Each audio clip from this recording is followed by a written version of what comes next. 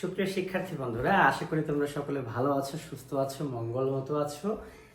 আজকে তোমাদের সাথে আন্তর্জাতিক বিষয়াবলী লেকচার 37 নিয়ে আমি আলোচনা করব।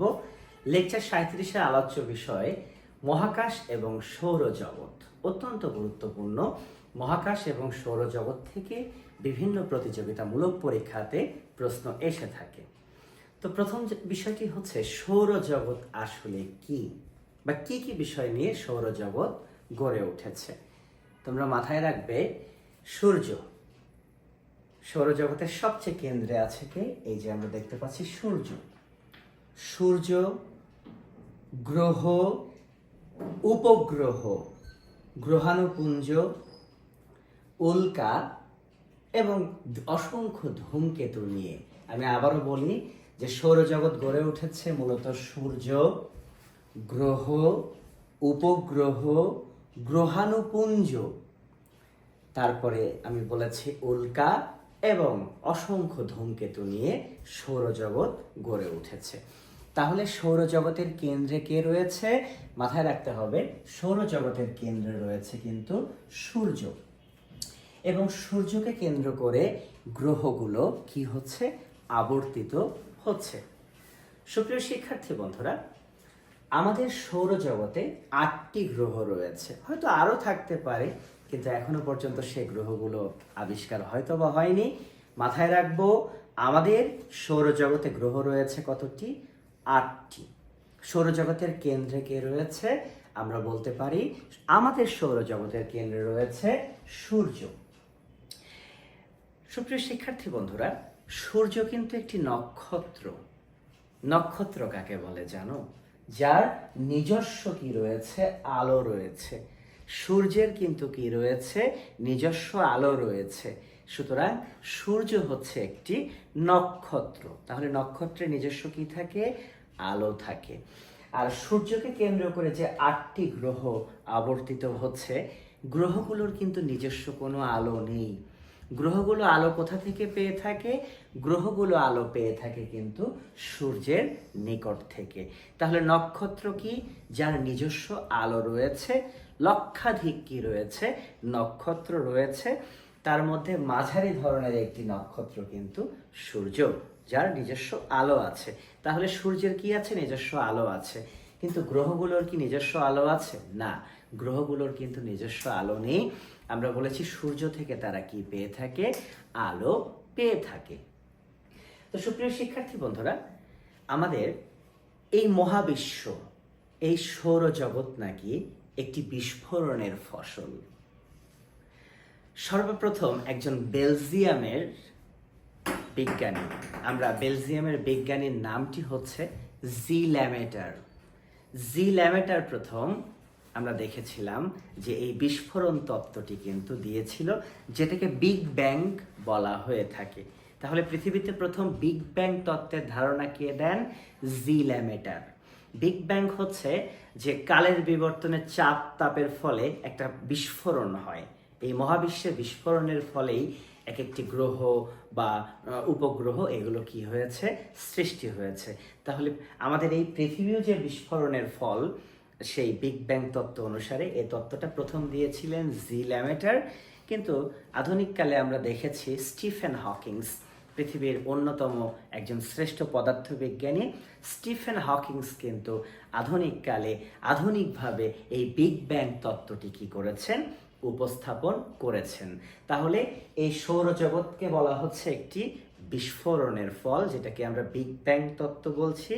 বিগ ব্যাং তত্ত্ব প্রথম দিয়েছেন জি ল্যামেটার, এবং আধুনিকভাবে বিগ ব্যাং তত্ত্ব উপস্থাপন করেছেন স্টিফেন হকিংস। তাহলে সুপ্রিয় শিক্ষার্থী বন্ধুরা, সৌরজগৎ কি বুঝেছি, কি কি নিয়ে সৌরজগৎ, সেটি কিন্তু আমি ক্লাসের শুরুতে বলেছি। তাহলে সৌরজগতের সবচেয়ে কেন্দ্রে কে রয়েছে? কেন্দ্রে রয়েছে কিন্তু সূর্য। আর এই সূর্য থেকে সবচেয়ে কাছে রয়েছে যে গ্রহটি, সে গ্রহটিকে আমরা বলছি বুধ। অর্থাৎ সূর্যের সবচেয়ে নিকটতম গ্রহ কোনটি? গ্রহ হচ্ছে নিকটতম বুধ। আর আমি একটু আগে পরিষ্কার করেছি যে গ্রহর কিন্তু নিজস্ব আলো নেই। গ্রহ কিন্তু কোনো নক্ষত্র নয়, নক্ষত্র হচ্ছে সূর্য। সূর্যের আলোতে গ্রহ আলোকিত হয়ে থাকে। তাহলে সূর্যের সবচেয়ে নিকটে কে রয়েছে? সূর্যের সবচেয়ে নিকটে রয়েছে বুধ গ্রহ। কিন্তু সুপ্রিয় শিক্ষার্থী বন্ধুরা, নিকট বললেও এখানে একটি ব্যাপার থেকেই যায়। সূর্য থেকে প্রায় 5.8 কোটি কিলোমিটার দূরে। চিন্তা করা যায়, সূর্য থেকে প্রায় 5.8 কোটি কিলোমিটার দূরে রয়েছে কিন্তু বুধ গ্রহ। কিন্তু তারপরেও সূর্যের সবচেয়ে নিকটে কোন গ্রহ রয়েছে? বুধ গ্রহ। একটি বিষয় মাথায় রাখতে হবে সুপ্রিয় শিক্ষার্থী বন্ধুরা, এই বুধ গ্রহের তাপমাত্রা এত বেশি যে সেখানে কিন্তু মানুষ বসবাসের কোনো উপযোগিতা নেই, বা মানুষ বসবাসের জন্য সেখানে কিন্তু কোনো অক্সিজেনও নেই। এই গ্রহগুলো কি করে? নিজ অক্ষের উপর আবর্তন করতে করতে তারা সূর্যকে কি করে? প্রদক্ষিণ করে। বুধ গ্রহ টোটাল সূর্যকে সে প্রদক্ষিণ করে আসে কিন্তু 88 দিনে। যে আমি লিখে রেখেছি, বুধ গ্রহ টোটাল সূর্যকে প্রদক্ষিণ করে আসে কত দিনে? 88 দিনে। তাহলে সূর্যের নিকটতম গ্রহ কোনটি? আমরা বলবো বুধ গ্রহ। এবং যদি পরীক্ষাতে কখনো আসে সবচেয়ে ক্ষুদ্র গ্রহ কোনটি, মানে সবচেয়ে ছোট গ্রহ কোনটি, আমরা বলবো সবচেয়ে ছোট গ্রহ কিন্তু বুধ। সূর্য থেকে তার দূরত্ব কত কিলোমিটার? 5.8 কোটি কিলোমিটার। এবং এই বুধ গ্রহ সূর্যকে প্রদক্ষিণ করে কত দিনে? 88 দিনে। তার মানে আমাদের বুধ গ্রহে বছর হয় কিন্তু কত দিনে? 88 দিনে। যেমন পৃথিবী 365 দিন 5 ঘন্টা 48 মিনিট 47 সেকেন্ডে কি করে? পৃথিবীকে সূর্যকে প্রদক্ষিণ করে, তেমনি বুধ প্রদক্ষিণ করে 88 দিনে। কিন্তু আমি শিওর এটি বলেছি যে বুধ গ্রহে কিন্তু মানুষ বসবাসের কোনো উপযোগিতা নেই। তাছাড়া বুধ গ্রহের কিন্তু কোনো উপগ্রহ নেই। যেমন পৃথিবীর একটি উপগ্রহ রয়েছে, পৃথিবীর উপগ্রহটি হচ্ছে চাঁদ। আমরা জানি পৃথিবীর একমাত্র উপগ্রহ চাঁদ। কিন্তু সুপ্রিয় শিক্ষার্থী বন্ধুরা, এই বুধ গ্রহের কোনোই উপগ্রহ নেই। তার মানে বুধ গ্রহ থেকে কোনো চাঁদ দেখা যায় না। এবার বুধের পরে অবস্থান রয়েছে, সূর্য থেকে দ্বিতীয় স্থানে রয়েছে শুক্র। কে রয়েছে? বুধের পরে আমরা চলে যাচ্ছি কোথায়? শুক্র গ্রহে। জ্যোতিষশাস্ত্র, যারা জ্যোতিষশাস্ত্রে বিশ্বাসী, জ্যোতিষশাস্ত্র অনুপাতে শুক্র গ্রহ কিন্তু খুবই গুরুত্বপূর্ণ গ্রহ। ঠিক আছে ছেলেরা, যারা তোমরা এই ক্লাসটি করছো, আমার টুকটাক জ্যোতিষশাস্ত্র সম্পর্কে ধারণা আছে। সেই ধারণা থেকে আমি তোমাদের বলছি যে সংসার জীবনে যদি সুখ পেতে চাও, ঠিক আছে, তাহলে স্ত্রীকে খুশি রাখতে হয়। আর স্ত্রীকে খুশি যে রাখতে পারে, যে পুরুষ তার স্ত্রীকে খুশি রাখতে পারে, এই শুক্র গ্রহ তার উপরে কিন্তু খুবই প্লিজড, মানে সন্তুষ্ট থাকে। আর শুক্র সন্তুষ্ট থাকলে তুমি কিন্তু অনেক কিছু জীবনে পাবে, ধন দৌলত সুখ স্বাচ্ছন্দ্য অনেক কিছু পাবে।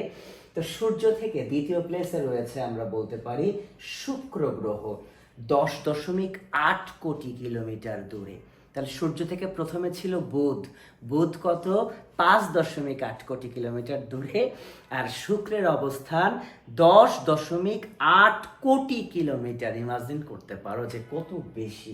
সুপ্রিয় শিক্ষার্থী বন্ধুরা, শুক্র গ্রহ, এই শুক্র গ্রহকে বলা হয় সবচেয়ে উজ্জ্বল গ্রহ। সৌরজগতে যে 8টি গ্রহ আছে না, সেই 8টি গ্রহের মধ্যে সবচেয়ে উজ্জ্বল গ্রহ বলা হয়ে থাকে কিন্তু এই শুক্র গ্রহটিকে। তাহলে সবচেয়ে উজ্জ্বল গ্রহ কোনটা? শুক্র গ্রহ। সূর্য থেকে কততম অবস্থানে রয়েছে সে? হ্যাঁ, দ্বিতীয় প্লেসে রয়েছে। প্রথমে বুধ, সেকেন্ড রয়েছে শুক্র। সুপ্রিয় শিক্ষার্থী বন্ধুরা, এই শুক্র গ্রহ, যে গ্রহটি সূর্যকে প্রদক্ষিণ করে 225 দিনে। যেমন দেখেছো বুধ প্রদক্ষিণ করে মাত্র 88 দিনে। কিন্তু বুধকে নিয়ে বলেছি সবচেয়ে ছোট গ্রহ। দেখবা আমরা কোনো কিছু করবার আগে বা পশু কোরবানির আগে ছোট পশুটাকে কিন্তু আমরা আগে কি করে দেই? কোরবানি করে দেই। তো আমরা সূর্যের সবচেয়ে নিকটে বুধ আছে, বুধ দিয়ে আমরা পড়া শুরু করলাম যে সে সবচেয়ে ছোট। সেকেন্ড প্লেসে শুক্র রয়েছে। হ্যাঁ, শুক্রর কথা আমি বলেছি। সবচেয়ে উজ্জ্বল গ্রহ কোনটা? সবচেয়ে উজ্জ্বল গ্রহ হচ্ছে শুক্র, যে সূর্য থেকে 10.8 কোটি কিলোমিটার দূরে এবং 225 দিনে সে সূর্যকে কি করে? প্রদক্ষিণ করে। তার মানে শুক্র গ্রহে বছর হয় কত দিনে? 225 দিনে। তোমাদের আরেকটি গুরুত্বপূর্ণ তথ্য মাথায় রাখতে হবে যে এই শুক্র গ্রহ কিন্তু পৃথিবীর সবচেয়ে নিকটতম গ্রহ। তার মানে বুঝতে পেরেছ যে পৃথিবীর নিকটে কোন গ্রহটি রয়েছে? শুক্র গ্রহ। কারণ বুধের পরে শুক্র, শুক্রর পরে কে রয়েছে? পৃথিবী রয়েছে। তাহলে পৃথিবীর নিকটতম গ্রহ কোনটা? আমরা বলে বসবো পৃথিবীর নিকটতম গ্রহ হচ্ছে শুক্র গ্রহ। যে শুক্র গ্রহের উত্তাপ সবচেয়ে বেশি, অর্থাৎ এই যে 8টা গ্রহ রয়েছে, সবচেয়ে কোন গ্রহের উত্তাপ সবচেয়ে বেশি? শুক্র গ্রহের উত্তাপ সবচেয়ে বেশি। এখন তোমাদের মনে হতে পারে যে সূর্যের সবচেয়ে কাছে তো বুধ আছে, তাহলে বুধের চাইতে শুক্রের উত্তাপ কেন বেশি? আসলে শুক্রের এত বেশি কার্বন ডাই অক্সাইড রয়েছে, হয়তো যে তাপটা পরে সে তাপটা কি করতে পারে না, বিকিরণ করে চলে যেতে পারে না। ফলে মনে রেখো সবচেয়ে উষ্ণ গ্রহ সবচেয়ে গরম বা হটেস্ট গ্রহ হচ্ছে শুক্র। যে শুক্র গ্রহকে পৃথিবী থেকে দেখা যায়, তোমরা মনে রেখো সন্ধ্যাবেলা শুক্র গ্রহকে দেখা যায় পৃথিবী থেকে। বড় তারা আমরা দেখতে পাই, সন্ধ্যাবেলা তাকে বলা হয় সান্ধ্য তারা। সন্ধ্যাবেলা কি বলা হয়? সান্ধ্য তারা। আর ভোরের আকাশে দেখো না, ভোরবেলা আমাদের ঘুমটা কিন্তু খুব প্রিয়, এত ভালো লাগে ভোরের ঘুম। ভোরের আকাশে শুক্র গ্রহকে বলে শুকতারা। সন্ধ্যার আকাশে সান্ধ্য তারা, ভোরের আকাশে শুকতারা। কোন গ্রহ? শুক্র গ্রহ। পৃথিবীর নিকটতম গ্রহ শুক্র গ্রহ। সূর্য থেকে অবস্থানের দিকে কততম সে? দ্বিতীয়তম। শুক্র গ্রহ কতদিনে প্রদক্ষিণ করে পৃথিবীকে? সূর্যকে প্রদক্ষিণ করে 225 দিনে করে। তাহলে মাথায় রাখবো সবচেয়ে উজ্জ্বল গ্রহ শুক্র, আমি বলেছি। তারপরে সবচেয়ে যেটাকে বলা হয়ে থাকে যে উষ্ণ গ্রহ শুক্র। সন্ধ্যার আকাশে সান্ধ্য তারা পৃথিবী থেকে দেখা যায়, ভোরের আকাশে শুকতারা। কোন গ্রহ? শুক্র। পৃথিবীর নিকটতম শুক্র। তাহলে শুরুতে দেখেছ বুধ নিয়ে বুঝে ফেলেছ যে বুধ হচ্ছে সূর্যের সবচেয়ে নিকটতম গ্রহ এবং সবচেয়ে দ্রুত গ্রহ। দ্রুত মানে মাত্র 88 দিনে সে কি করেছে? মাত্র 88 দিনে সে সূর্যকে প্রদক্ষিণ করেছে। তাই সে সবচেয়ে ছোট এবং সবচেয়ে দ্রুত। আর সবচেয়ে উজ্জ্বল বললে কোনটা হবে? সেটি কিন্তু শুক্র গ্রহ। এবং আমি আবারও স্মরণ করে দেই যে শুক্র যদি তোমার উপরে প্রসন্ন থাকে, সংসারের সুখ শান্তি, আয় উন্নতি, যশ খ্যাতি সব তোমার কি পাবে? বৃদ্ধি পাবে। কিন্তু সুপ্রিয় শিক্ষার্থী বন্ধুরা, বুধ গ্রহের কোনো উপগ্রহ নেই, শুক্র গ্রহেরও কিন্তু কোনো উপগ্রহ নেই, এই দুই গ্রহের কোনো চাঁদ নেই। এবার সূর্য থেকে তৃতীয় অবস্থানে রয়েছে পৃথিবী। তোমরা দেখতে পাচ্ছ আমি লিখে রেখেছি, সূর্য থেকে প্রায় 15 কোটি কিলোমিটার দূরে অবস্থিত পৃথিবী। সূর্য থেকে প্রায় 15 কোটি কিলোমিটার দূরে। সুপ্রিয় শিক্ষার্থী বন্ধুরা, 15 কোটি কিলোমিটার, একটা দুটো কিলোমিটার না, 15 কোটি কিলোমিটার। এবং একটি তথ্য মনে রাখবে যে এই সূর্য থেকে পৃথিবীতে আলো আসতে সময় নেয় 8 মিনিট 19 সেকেন্ড। পিএসসির অনেক পরীক্ষাতে কিন্তু এই প্রশ্নটি এসেছে যে সূর্য থেকে পৃথিবীতে আলো আসতে সময় নেয় কত সময়? 8 মিনিট 19 সেকেন্ড। বুঝতে পেরেছো? এই 15 কোটি কিলোমিটার পথ অতিক্রম করে সূর্যের আলো পৃথিবীতে কিন্তু পড়ে। এবং পৃথিবী একমাত্র গ্রহ যে গ্রহে মানুষ বসবাস করে বা মানুষ বসবাসের উপযোগী গ্রহ কিন্তু আমরা বলেছি পৃথিবী। পৃথিবীর কিন্তু একটি উপগ্রহ রয়েছে যাকে আমরা বলে থাকি চাঁদ। পৃথিবীর একটি উপগ্রহের নাম কি বলেছি? চাঁদ। সুপ্রিয় শিক্ষার্থী বন্ধুরা, তোমরা মাথায় রাখবে পৃথিবী যেমন সূর্যকে কেন্দ্র করে আবর্তিত হচ্ছে, তাই না? পৃথিবী যেমন সূর্যকে কেন্দ্র করে, তোমরা জানো পৃথিবী টোটাল সূর্যকে ঘুরে আসতে পৃথিবীর সময় লাগে 365 দিন, 5 ঘন্টা 48 মিনিট 47 সেকেন্ড। আমরা বছর উদযাপন করি তো 365 দিনে, কিন্তু এই যে 5 ঘন্টা 48 মিনিট 47 সেকেন্ড সময়টা যে বেশি হয়, এই বেশিটাকে 4 বছর ধরা হয়। প্রতি 4 বছর পর পর লিপ ইয়ার, বাংলাতে বলে অধিবর্ষ হয়। তখন ফেব্রুয়ারি মাস 29 দিনে হয় প্রতি 4 বছর, এবং জোড়া সালে হয়। 20 সালে হয়েছে লিপ ইয়ার, 2024 সালে হয়েছে, আবার 2028 সালে কিন্তু কি হবে, লিপ ইয়ার হবে ফেব্রুয়ারি মাস 29 দিনে, কারণ ওই যে 5 ঘন্টা 48 মিনিট 47 সেকেন্ড বেশি থাকে ওটা ধরা হয়। তাহলে পৃথিবীর একমাত্র উপগ্রহ আমরা বলেছি চাঁদ। এই চাঁদও কিন্তু আবার পৃথিবীকে কেন্দ্র করে সে আবর্তিত হয়। চাঁদও কিন্তু টোটাল পৃথিবীকে কি করে, পরিভ্রমণ করে। তোমরা মনে রেখো, চাঁদ সমগ্র পৃথিবীকে আবর্তন করে 29 দিনে। তাহলে চাঁদ টোটাল পৃথিবীকে ঘোরে কত দিনে, 29 দিনে। এই চাঁদ নিয়ে কতই আমাদের কল্পনা জল্পনা কত কিছু রয়েছে, এবং আমরা বলে থাকি, আমরা জানি এবং পরীক্ষাতে এসেওছে, পিএসসি প্রশ্ন করেছে, শান্ত সাগর কোথায় রয়েছে। আমরা বলে থাকি শান্ত সাগর রয়েছে কিন্তু চাঁদে। এই চাঁদের বুকে মানুষ কিন্তু তার পদচিহ্ন কি করেছে, এঁকেছে। যে বছর বাংলাদেশে গণ অভ্যুত্থান হয়েছিল, সালটি ছিল 1969 সাল। এই 1969 সালের 20 জুলাই অ্যাপোলো 11 নামক একটি মহাকাশযানে, তোমাদের মনে রাখতে হবে 1969 সালের 20 জুলাই অ্যাপোলো 11 নামক একটি মহাকাশযানে প্রথম কিন্তু মানুষ চাঁদের বুকে পদার্পণ করেছিল। অ্যাপোলো 11 এটি ছিল মার্কিন গবেষণা সংস্থা একটি মহাকাশযান, এবং এই মহাকাশযানে 3 জন মার্কিন কিন্তু গিয়েছিলেন, মার্কিন নাগরিক চাঁদে গিয়েছিলেন। Neil Armstrong, Michael Collins, Edward Aldrin. আবারও বলি নামগুলো, Neil Armstrong, Michael Collins, Edward Aldrin. এই যে 3 জন মার্কিন নাগরিক গিয়েছিলেন, এবং তার মধ্যে সবচেয়ে প্রথম চাঁদের মাটিতে পা রেখেছিলেন নীল আর্মস্ট্রং। নীল আর্মস্ট্রং, বুঝতে পেরেছ? তাহলে চাঁদের বুকে সবচেয়ে প্রথম, মাথায় রাখবো সুপ্রিয় শিক্ষার্থী বন্ধুরা, চাঁদের বুকে সবচেয়ে প্রথম পা রেখেছিলেন কে? চাঁদের বুকে সবচেয়ে প্রথম পা রেখেছিলেন নীল আর্মস্ট্রং। এবং এই যে মানুষ চাঁদ জয় করলো, চন্দ্রাভিযান করলো, চাঁদের বুকে মানুষ তাদের প্রথম পদচিহ্ন এঁকে দিল, সালটা কত? 1969 সাল। তারিখটা কত ছিল? 20 জুলাই। সেই মহাকাশযানের নামটি কি ছিল? অ্যাপোলো 11। ঠিক আছে, সেই মহাকাশযানের নামটি কি ছিল? অ্যাপোলো 11। আর চাঁদের বুকে মাটিতে প্রথম পা কে রেখেছে, এটাও আমরা মনে রাখবো, নীল আর্মস্ট্রং। তাহলে আমাদের এই যে পৃথিবী নামক গ্রহটি রয়েছে, সূর্য থেকে 15 কোটি কিলোমিটার দূরে, বলা হয়ে থাকে মানুষ বসবাসের একমাত্র উপযোগী গ্রহ এই পৃথিবী। সেই পৃথিবীর একটি উপগ্রহ আমি বলেছি চাঁদ, যে চাঁদ 29 দিনে কি করে, পৃথিবীকে পরিক্রমণ করে, পরিভ্রমণ করে। এবং আমি বলেছি শান্ত সাগর কোথায় রয়েছে, চাঁদে। মানুষ প্রথম চন্দ্র বিজয় করেছে কত সালে? আমরা বলেছি 1969 সালে। কোন যানে চড়ে? অ্যাপোলো 11তে চড়ে। চাঁদের মাটিতে প্রথম পা রেখেছেন নীল আর্মস্ট্রং। এবং এই পৃথিবীর সবচেয়ে নিকটতম গ্রহ আমরা কাকে বলেছি?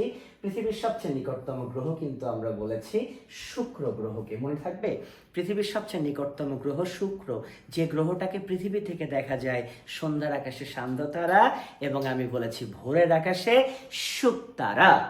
সুপ্রিয় শিক্ষার্থী বন্ধুরা, পৃথিবীর পরে সূর্য থেকে 4র্থ প্লেসে রয়েছে মঙ্গল গ্রহ। হোক তোমাদের মঙ্গল। সূর্য থেকে আমরা চলে যাচ্ছি কোন গ্রহে? মঙ্গল গ্রহে। 22.8 কোটি কিলোমিটার দূরে। বুঝতে পেরেছ? একটা জিনিস লক্ষ্য করে দেখো, যে আমাদের সূর্য থেকে শুক্রের দূরত্ব 10.8 আর পৃথিবী 15। বুঝতে পেরেছ? তাহলে ধরো 4.2 কোটি কিলোমিটার। শুক্র থেকে পৃথিবীর ব্যবধান 4.2 কোটি কিলোমিটার। আর পৃথিবী থেকে লক্ষ্য করে দেখো, মঙ্গলের ব্যবধান কিন্তু প্রায় 7.8 কোটি কিলোমিটার। তাই আমাদের কিন্তু অনেক সময় গোলমাল পাকে যে আসলে পৃথিবীর কাছে কি মঙ্গল আছে, না পৃথিবীর কাছে শুক্র আছে। তাহলে আজ থেকে বলবা, পৃথিবীর সবচেয়ে নিকটতম গ্রহ কিন্তু শুক্র, মাত্র 4.2 কিলোমিটার দূরে। 4.20 কিলোমিটার দূরে রয়েছে কিন্তু কে রয়েছে? আমাদের থেকে শুক্র রয়েছে। কিন্তু মঙ্গল কিন্তু আমাদের থেকে প্রায় 7.8 কোটি কিলোমিটার দূরে। মঙ্গল গ্রহ, সুপ্রিয় শিক্ষার্থী বন্ধুরা, যে গ্রহটাকে কিন্তু লাল গ্রহ বলা হয়ে থাকে, কতবার যে পরীক্ষাতে এসেছে যে লাল গ্রহ নামে পরিচিত কে? মঙ্গল গ্রহ। কারণ উপর থেকে মঙ্গল গ্রহকে লালচে বাদামি অনেকটা লাল ধরনের দেখা যায়, তাই আমরা বলতে পারি লাল গ্রহ নামে পরিচিত, লাল গ্রহ নামে পরিচিত মঙ্গল গ্রহ। সুপ্রিয় শিক্ষার্থী বন্ধুরা, এই মঙ্গলেও গবেষণা চলছে, একাধিকবার মহাকাশ যানও পাঠানো হয়েছে, সেখানে মানুষ বসবাস করতে পারবে কিনা, বা মার্কিন মহাকাশ গবেষণা সংস্থা নাসা, আমরা জানি তারা মঙ্গল গ্রহে জমিও কি করছে, বিক্রি করছে। তো যাই হোক, এই মঙ্গলের কিন্তু দুটো উপগ্রহ রয়েছে, তার মানে এট এ টাইম মঙ্গলের আকাশে চাঁদ ওঠে কয়টা? দুটা। মঙ্গলের দুটো উপগ্রহ থেকে অনেকবার প্রশ্ন এসেছে। মঙ্গলের দুটো উপগ্রহর নাম হচ্ছে ফোবস, ফোবস, ফোবস, এবং আরেকটির নাম দেওয়া হয়েছে ডিমোস, ফোবস এবং ডিমোস। পরীক্ষাতে যদি কখনো প্রশ্ন আসে ফোবস এবং ডিমোস কি, আমরা বলতে পারি ফোবস এবং ডিমোস হচ্ছে মঙ্গলের দুটো উপগ্রহ। বুঝতে পেরেছ? তাহলে সূর্য থেকে মঙ্গলের অবস্থান কিন্তু চতুর্থ, কারণ প্রথমে রয়েছে বুধ, সবচেয়ে দ্রুততম গ্রহ, সবচেয়ে ছোট গ্রহ। তারপরে রয়েছে শুক্র, যেটি সবচেয়ে উজ্জ্বলতম গ্রহ এবং সবচেয়ে উত্তপ্ত মানে উষ্ণ গ্রহ। তারপরে রয়েছে তিনে পৃথিবী, যেটিকে বলেছে মানুষ বসবাসের একমাত্র উপযোগী গ্রহ। চতুর্থতে আমরা দেখেছি মঙ্গল গ্রহ। তোমাদের মঙ্গল হোক, সূর্য থেকে 22.8 কোটি কোটি কিলোমিটার দূরে কিন্তু আমরা মঙ্গলের কথা বলেছি, এবং মঙ্গলের কিন্তু আমরা দুটো উপগ্রহের কথা বলেছি, ফোবস এবং আমরা বলেছি ডিমোস। ফোবস এবং ডিমোস মঙ্গলের দুটি কি উপগ্রহ। তাহলে বুধ শুক্রের কিন্তু কোনো উপগ্রহ নেই, দেখতে পেয়েছো? আচ্ছা, পৃথিবীর একটি উপগ্রহ রয়েছে চাঁদ, আর আমরা বলেছি মঙ্গলের দুটো উপগ্রহ রয়েছে। লাল গ্রহ, এটি পরীক্ষাতে অনেকবার প্রশ্ন এসেছে, লাল গ্রহ নামে পরিচিতকে আমরা বলেছি মঙ্গল গ্রহ। পঞ্চম প্লেসে, সূর্য থেকে পঞ্চম দূরত্বে রয়েছে সুপ্রিয় শিক্ষার্থী বন্ধুরা বৃহস্পতি। কে রয়েছে? পঞ্চম দূরত্বে রয়েছে কিন্তু বৃহস্পতি গ্রহ। দেখো, সূর্য থেকে প্রায় 77.8 কোটি কিলোমিটার দূরে। চিন্তা করতে পারো, সূর্য থেকে 77.8 কোটি কিলোমিটার দূরে, অনেকটা শীতল গ্রহ কিন্তু বৃহস্পতি। মাথায় রাখতে হবে, বৃহস্পতি গ্রহকে বলা হয় গ্রহরাজ। মনে রেখো, বৃহস্পতি গ্রহকে বলা হয় গ্রহরাজ। কেন গ্রহরাজ? কারণ সবচেয়ে বড় গ্রহ হচ্ছে বৃহস্পতি, সবচেয়ে বড় গ্রহ হচ্ছে বৃহস্পতি, তাই তো তাকে বলেছি গ্রহরাজ। একটি কথা তোমরা মনে রেখো সুপ্রিয় শিক্ষার্থী বন্ধুরা, জ্যোতিষশাস্ত্র মতে কারো ওপর যদি বৃহস্পতির দৃষ্টি থাকে ভালো, বৃহস্পতি গ্রহের দৃষ্টি যদি কারো ওপর থাকে খুবই ভালো, খুবই চমৎকার। তাহলে গ্রহরাজ কোনটি? বৃহস্পতি। সবচেয়ে বড় গ্রহ কোনটি? বৃহস্পতি। সূর্য থেকে বৃহস্পতির অবস্থান কত? পঞ্চম, প্রায় 77.8 কোটি কিলোমিটার দূরে রয়েছে। সুপ্রিয় শিক্ষার্থী বন্ধুরা, একটি তথ্য আমরা মাথায় রাখতে পারি, সে তথ্যটি হচ্ছে বৃহস্পতি গ্রহের 67টির মতো উপগ্রহ রয়েছে। যদিও এ নিয়ে কিন্তু দ্বিমত রয়েছে, নাসা একরকম বলে, আমাদের মাধ্যমিক ভূগোল বই আর একরকম বলে। তো যাই হোক, আমরা মাধ্যমিক ভূগোল বইয়ের অনুপাতেই যদি যাই, বৃহস্পতির কিন্তু 67টা কি রয়েছে? উপগ্রহ রয়েছে। এবং একদা আমরা পড়তাম সবচেয়ে বেশি উপগ্রহ নাকি শনি গ্রহের রয়েছে, কিন্তু এখন গবেষণা পাল্টে দেখা যাচ্ছে সবচেয়ে বেশি উপগ্রহ রয়েছে কার? বৃহস্পতির। তাহলে সবচেয়ে বড় গ্রহ বৃহস্পতি, গ্রহরাজ বলা হয় বৃহস্পতিকে। সবচেয়ে বেশি উপগ্রহ কার রয়েছে? সেটিও আমরা বলেছি বৃহস্পতির রয়েছে। এবং বলেছি সূর্য থেকে প্রায় 77.8 কোটি কিলোমিটার দূরে, পঞ্চম প্লেসে, সূর্য থেকে পঞ্চম অবস্থানে বৃহস্পতি। সুপ্রিয় শিক্ষার্থী বন্ধুরা, সূর্য থেকে ষষ্ঠ প্লেসে রয়েছে শনি গ্রহ। মানুষকে বলা হয় না শনির দশা চলছে, খুব ভয়ঙ্কর, খুব সেন্সিটিভ গ্রহ জ্যোতিষশাস্ত্র মতে এই শনি গ্রহ। যার উপর শনির 7.5 পড়ে বা শনির ধাইয়া পড়ে, তার জীবন কিন্তু খুব কষ্ট হয়, খুব দুঃখ যায়। শনি মেরে ফেলবে না আপনাকে, কিন্তু শনির প্রভাব পড়লে কিন্তু ভয়ঙ্কর। তাই সৎকর্ম করতে হবে, সৎ পথে চলতে হবে, মানুষকে দান করতে হবে, মানুষের সেবা করতে হবে। ভালো কর্ম যত করবেন শনি গ্রহ আপনার উপরে তত কি হবে, প্রসন্ন হবে। সূর্য থেকে ষষ্ঠ প্লেসে রয়েছে কিন্তু সুপ্রিয় শিক্ষার্থী বন্ধুরা শনি গ্রহ। এবং আমাদের মাথায় রাখতে হবে সুপ্রিয় শিক্ষার্থী বন্ধুরা, সূর্য থেকে 143 কোটি কিলোমিটার দূরে, ক্যান ইউ ইমাজিন, 143 কোটি কিলোমিটার দূরে রয়েছে শনি গ্রহ, যে গ্রহটি কিন্তু হাজার হাজার গ্যাসীয় বলয়ের সমন্বয়ে গঠিত হয়েছে। পরীক্ষাতে প্রশ্ন হতে পারে, পিএসসি করতে পারে, হাজার হাজার গ্যাসীয় বলয়ের সমন্বয়ে কোন গ্রহ? শনি গ্রহ। এবং শনি গ্রহটাকে বলা হয় পুরো বরফ আচ্ছাদিত। শনি গ্রহ কিন্তু পুরোটা বরফে, কারণ সূর্য থেকে 143 কোটি কিলোমিটার দূরে রয়েছে। তুমি ভাবতে পারো পৃথিবীতে যখন শীতকাল আসে তখনই পৃথিবীতে বরফ পড়ে যায়, ঠান্ডা কিরকম অবস্থা, সূর্যের এত কাছে, মাত্র 15 কোটি কিলোমিটার দূরে। আর শনি তো 143 কোটি কিলোমিটার দূরে রয়েছে, তাহলে তো বরফ থাকা ওখানে স্বাভাবিক। তার মানে শনি গ্রহটা পুরোটা বরফ আচ্ছাদিত, হাজার হাজার গ্যাসীয় বলয়ের সমন্বয়ে। এবং শনিরও কিন্তু আমরা মাধ্যমিক ভূগোল বই অনুপাতে 62টি উপগ্রহ দেখতে পাই।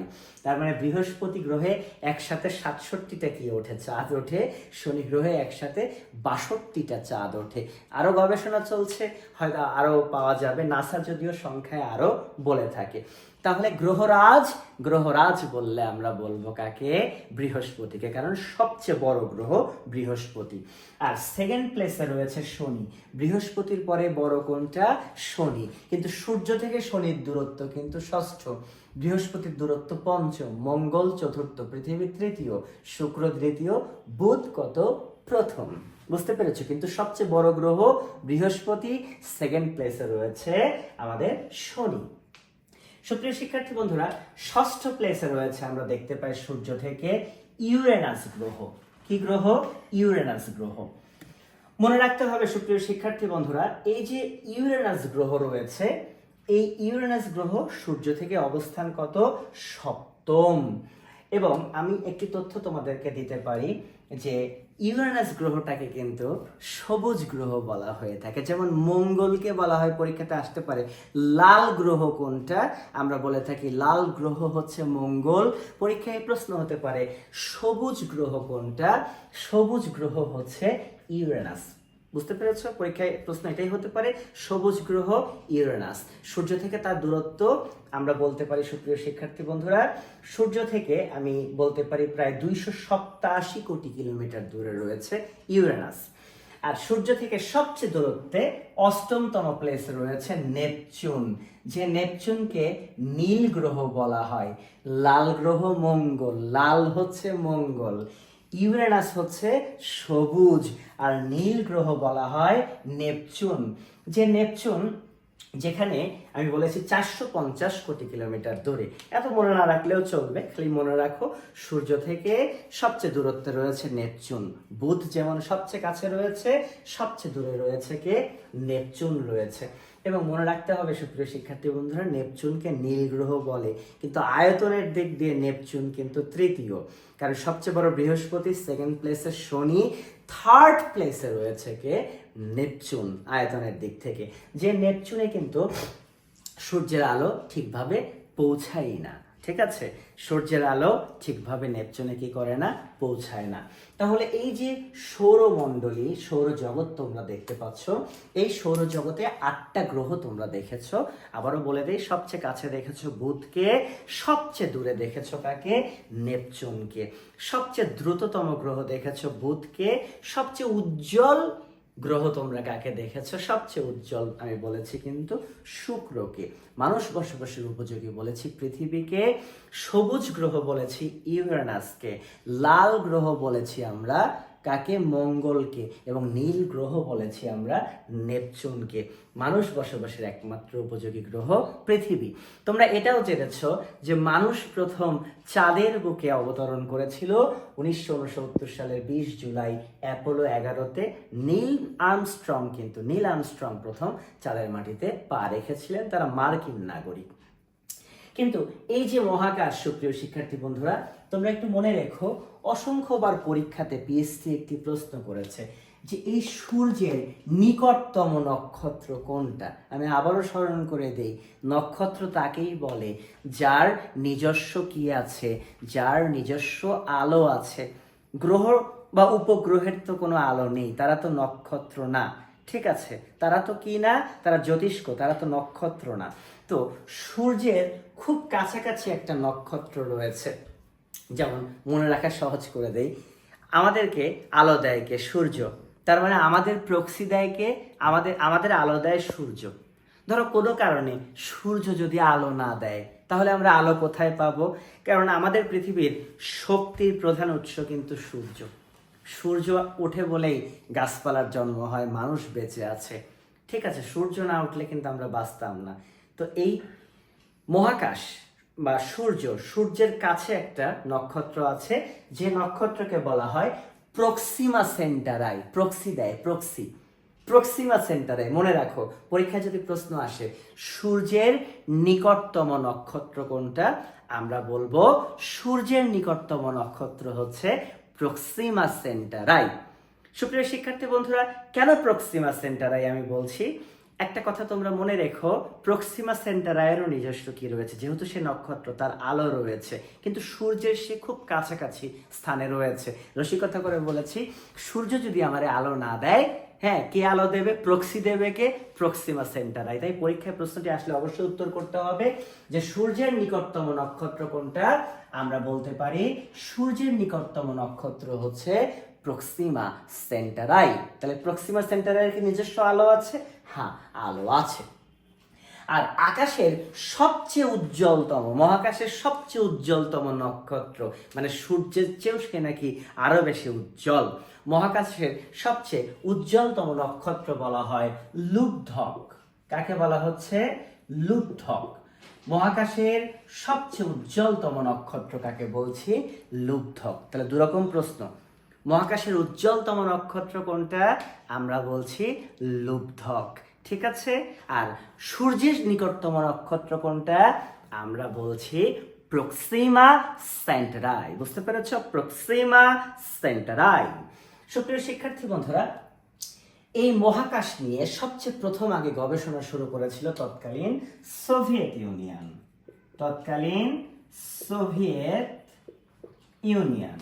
তাহলে আমরা দেখতে পাচ্ছি মহাকাশ নিয়ে সবচেয়ে প্রথম গবেষণা শুরু করেছিল তৎকালীন সোভিয়েত ইউনিয়ন। এবং সোভিয়েত ইউনিয়ন মহাকাশে প্রথম 1957 সালে লাইকা নামে একটি কুকুর পাঠিয়েছিল। 3টি কুকুরকে তারা প্রস্তুত করেছিল, শেষমেশ লাইকা নামে একটি মহিলা কুকুর, মেয়ে কুকুর, সে মহাকাশে গিয়েছিল, ঠিক আছে? এবং মাথায় রাখতে হবে সুপ্রিয় শিক্ষার্থী বন্ধুরা, এই যে লাইকা যে কুকুরটি গিয়েছিল, সেই কুকুরটি যে মহাকাশযানে গিয়েছিল তার নামটি ছিল স্পুটনিক 2। তার নামটি কি, যদি একটু লেখার চেষ্টা করি, স্পুটনিক 2। তাহলে মহাকাশে প্রথম কিন্তু মানুষ যায়নি, মহাকাশে প্রথম গিয়েছিল লাইকা নামে একটি কুকুর, আর সে যে মহাকাশযানে গিয়েছিল তার নামটা ছিল স্পুটনিক 2। কিন্তু দুঃখজনক হলেও সত্য, কুকুরটি বেঁচে ফেরেনি। কোনো কারণে মহাকাশযানের মধ্যে টেম্পারেচার কম বেশি হয়, কারণ উপরে যে তাপ বেড়ে যায়, তাপচাপে এই লাইকা কুকুরটি কিন্তু মারা যায়। এখনো রাশিয়াতে এই লাইকা কুকুরের নিয়ে কিন্তু একটি স্মৃতিসৌধ রয়েছে। তাহলে মহাকাশে প্রথম মানুষ গিয়েছে না কুকুর গিয়েছে? আমরা বলছি মহাকাশে প্রথম গিয়েছিল কুকুর, লাইকা নামে একটি কুকুর, সে স্পুটনিক 2 নামক একটি মহাকাশযানে গিয়েছিল। আর মহাকাশে প্রথম মানুষ যে গিয়েছিলেন, ঠিক আছে, হিউম্যান বিং, আমাদের মতো মানুষ, তিনি ছিলেন কিন্তু, আমরা যতটুকু জানি, তিনিও তৎকালীন সোভিয়েত ইউনিয়নের, ঠিক আছে, ইউরি গ্যাগারিন। মহাকাশে প্রথম যে মানুষ গিয়েছিলেন সে সালটি ছিল 1961 সাল। 1961 সালে একজন সোভিয়েত নাগরিক ইউরি গ্যাগারিন, তিনি অ্যাজ এ ম্যান হিসেবে, মানুষ হিসেবে প্রথম মহাকাশে যান। এবং তিনি যে মহাকাশযান ব্যবহার করেছিলেন তার নামটি ছিল ভস্টক 1। ভস্টক, ঠিক আছে? আমি যদি একটু লেখার চেষ্টা করি, ভস্টক ভস্টক 1 নামক একটি মহাকাশযানে গিয়েছিলেন। কিন্তু কে গিয়েছিলেন? ভস্টক 1-এ ইউরি গ্যাগারিন। তাহলে কোন মানুষ প্রথম মহাকাশে গিয়েছেন? Yuri Gagarin. মহাকাশে প্রথম গিয়েছে লাইকা কুকুর। লাইকা কুকুর গিয়েছে 57 সালে। ইউরি গ্যাগারিন গেলেন কত সালে? 61 সালে। মাথায় রাখতে হবে, মহাকাশে প্রথম যে নারী গিয়েছিলেন তিনিও সোভিয়েত ইউনিয়নের। তিনি ছিলেন ভ্যালেন্টিনা তেরেস্কোভা। ভ্যালেন্টিনা তেরেস্কোভা গিয়েছেন 1963 সালে। তাহলে 57 সালে লাইকা, মাথায় রাখতে হবে 57 সালে লাইকা গিয়েছে, 61 সালে গিয়েছিলেন, আমরা দেখতে পেয়েছি সুপ্রিয় শিক্ষার্থী বন্ধুরা, 61 সালে গিয়েছিলেন কে? Yuri Gagarin. এবং আমরা দেখেছি 63 সালে গিয়েছিলেন কে? 63 সালে গিয়েছিলেন ভ্যালেন্টিনা তেরেস্কোভা, মহাকাশচারী প্রথম নারী। তাহলে পুরুষের মধ্যে ইউরি গ্যাগারিন প্রথম, নারীদের মধ্যে কে গিয়েছেন? Valentina Tereshkova. উভয় কিন্তু রুশ নাগরিক। এবং লাইকা কুকুরও কিন্তু আমরা জানি সোভিয়েত ইউনিয়নই পাঠিয়েছিল। বর্তমানে মহাকাশ নিয়ে সবচেয়ে বেশি গবেষণা করছে কিন্তু মার্কিন যুক্তরাষ্ট্রের নাসা। 1958 সালে প্রতিষ্ঠা লাভ করে নাসা, ঠিক আছে, মহাকাশ গবেষণা সংস্থা নাসা। যে নাসার সদর দপ্তর কিন্তু ওয়াশিংটন ডিসি, মার্কিন যুক্তরাষ্ট্রের রাজধানী ওয়াশিংটন ডিসিতে কিন্তু নাসার কি সদর দপ্তর। মাথায় রাখতে হবে সুপ্রিয় শিক্ষার্থী বন্ধুরা, নাসার সদর দপ্তর ওয়াশিংটন ডিসি, কিন্তু তারা যে মহাকাশযান উৎক্ষেপণ করে সেটা ফ্লোরিডার কেপ কেনেডি থেকে। অনেকের এটা নিয়ে ঝামেলা পেকে যায় যে নাসার সদর দপ্তর কি ওয়াশিংটন ডিসি না ফ্লোরিডার কেপ কেনেডি। তোমরা মনে রাখবা, নাসার সদর দপ্তর হচ্ছে কিন্তু ওয়াশিংটন ডিসিতে, বাট মহাকাশযান উৎক্ষেপণ করে তারা কোথা থেকে? ফ্লোরিডার কেপ কেনেডি থেকে। তো সুপ্রিয় শিক্ষার্থী বন্ধুরা, আমরা লেকচার 37-এর মহাকাশ সৌরজগৎ, পৃথিবীর আহ্নিক গতি, বার্ষিক গতি, আরও খুঁটিনাটি নিয়ে, ঠিক আছে, জ্যোতিষ্ক কি, নীহারিকা কি, উল্কা কি, ঠিক আছে, ধূমকেতু কি, আমরা আরেকটা পর্ব সাজিয়েছি। আমরা পরবর্তী দিন আরেকটি ক্লাস আমরা আপলোড করব, যেখানে আমরা ওই বিষয়গুলো নিয়ে আলোচনা করব। তো আজকে আমরা সৌরজগৎকে চিনেছি, গ্রহকে চিনেছি, উপগ্রহ চিনেছি, নক্ষত্র কি বুঝেছি। তো ক্লাসটি কেমন লেগেছে অবশ্যই তোমরা মতামত দেবে। ভালো থাকবে তোমরা, সুস্থ থাকবে। আবারও দেখা হবে পরবর্তী দিন পরবর্তী অংশ নিয়ে। খোদা হাফেজ।